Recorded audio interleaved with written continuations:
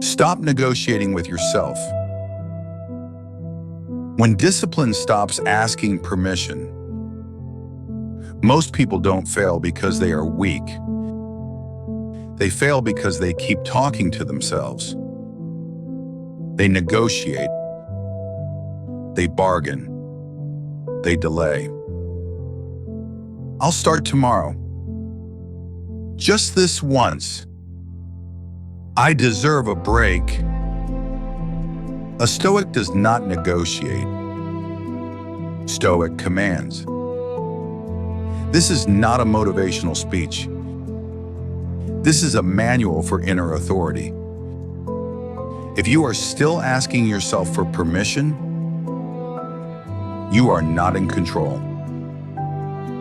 The voice that ruins your life. There is a voice inside your head.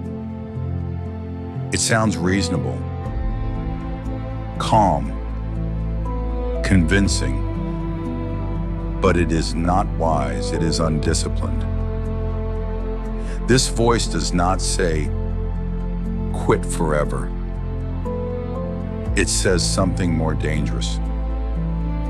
Later is fine. Self-negotiation is not laziness. It is cowardice disguised as logic. Marcus Aurelius wrote, "You have power over your mind, not outside events."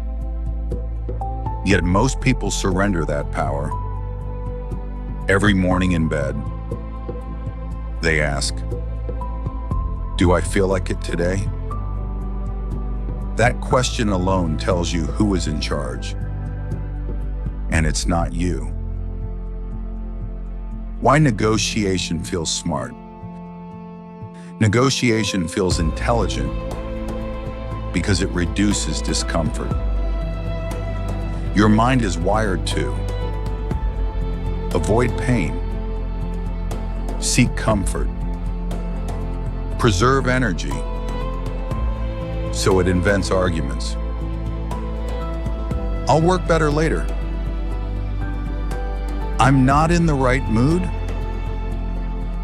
I need motivation first. But discipline does not wait for mood. It creates mood. Epictetus warned, "First say to yourself what you would be, then do what you have to do." Notice the order. Identity first, action second. Not discussion, not debate. Discipline is not a feeling. Most people treat discipline like motivation. They think it must arrive before action. Stoics knew better. Discipline is not emotional. It is structural. A Roman soldier did not wake up asking if he felt inspired to stand guard. He stood guard because that was who he was. When you negotiate, you turn commands into requests. And requests can be rejected. A command cannot. The cost of one small exception. Every negotiation teaches your nervous system something. You can ignore yourself. One skipped workout. One delayed task. One broken promise. You think it's small. But your mind learns patterns, not intentions. Seneca said, "While we wait for life, life passes." Self-negotiation is slow suicide. Not dramatic, just quiet decay. Inner authority. Authority is not loud. It does not shout. Authority is final. When a judge speaks, the case is closed. When a general commands, discussion ends. Inner authority means no internal debate, no emotional voting, no justification needed. You do not argue with gravity. You do not argue with death. Treat your decisions the same way. How Stoics made decisions. Stoics separated.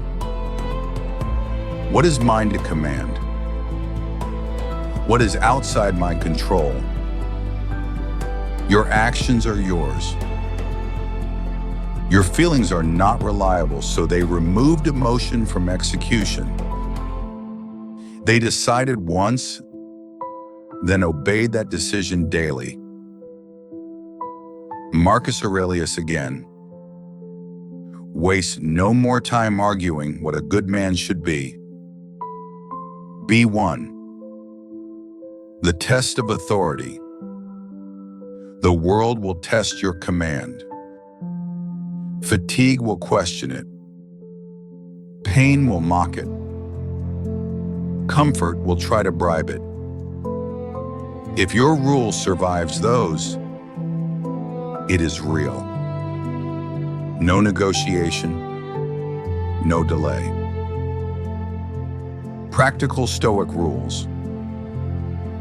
Rule 1. Decide in advance. Never decide in the moment of weakness. Rule 2. Remove options. Options invite negotiation. Structure eliminates it. Rule 3. Speak in commands. I don't negotiate with myself. Rule 4. Keep promises small but absolute. Better brutal consistency than dramatic effort. Rule 5.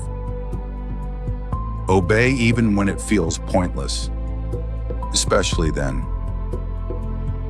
The silence after command. When negotiation ends, something strange happens. Silence.